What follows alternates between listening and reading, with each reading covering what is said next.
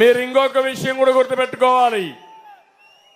మాట్లాడితే జగన్మోహన్ రెడ్డి అంటున్నాడు ఒంటరిగా రాలేదు, మేమంతా కలిసి వస్తున్నాం, ఆయన ఏదో ఒంటరిగా వస్తాడని. ఆయన వచ్చేది శవాలతో వస్తాడు, నేను వచ్చేది నాయకులతో వస్తాను. ఆయన చేసే శవ రాజకీయాలు చేస్తాడు, నేను చేసేది ప్రజా రాజకీయాలు చేస్తాను, పేదవాడి రాజకీయాలు చేస్తాను. మీరు చూస్తే ఇక్కడే ఒక ఎగ్జాంపుల్ చెప్పాడు అమర్నాథ్ గౌడ్. ఈ నియోజకవర్గం అక్కను వేధిస్తున్నారని, ఇది తప్పని ఇంట్లో చెప్పడమే కాకుండా ఎప్పటికప్పుడు ఆ విషయంలో అక్క కోసం ప్రయత్నం చేశాడు. ఆయన చేసింది ఇంట్లో చెప్పి ఇంట్లో వాళ్ళని జాగ్రత్త చేశాడు. ఆ నేరానికి ఆ కుర్రవాడిని సజీవ దహనం చేసి కాల్చేశారు. ముఖ్యమంత్రికి సిగ్గుంటే నేరుగా గ్రామానికి వచ్చి దోషుల్ని శిక్షించుండాల్సింది. చేశాడమ్మా నేను అడుగుతున్నా. అంటే ఆ అమ్మాయి ఇప్పుడు కూడా బాధపడతా ఉంది, ఇప్పుడు కూడా నన్ను వేధిస్తున్నారని. మీరొక్క విషయం గుర్తుపెట్టుకోండి, తెలుగుదేశం పార్టీ హయాంలో ఎవడైనా సరే ఎక్కడైనా సరే ఇలాంటి అక్రందనలు ఇలాంటి తప్పుడు పనులు చేస్తే అదే చివరి రోజు చేసిన పార్టీ తెలుగుదేశం పార్టీ.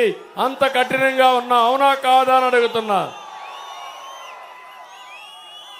చంపిన వాళ్ళు ఊర్లో తిరుగుతూ బాధితుల్ని బెదిరించే పరిస్థితి వచ్చారు.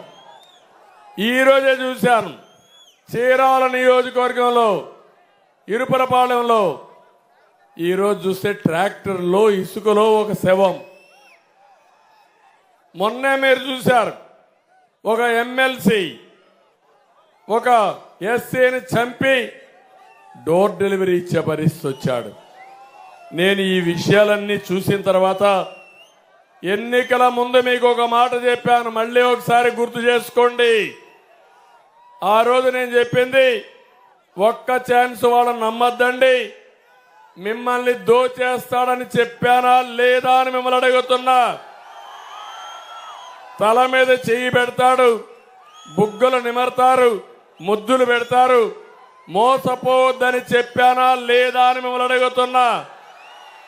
ఇప్పుడేమైంది? గుద్దులే గుద్దులు, పిడిగుద్దులు. అంటే ఇంకో పక్క ఒక్కసారి మీరు చూడండి, ఎవరైనా కరెంటు తీగలు పట్టుకుంటారా ఒక్కసారని మోసపోవద్దని చెప్పాను. అయినా కూడా నేను చెప్పింది నా కోసరం కాదు.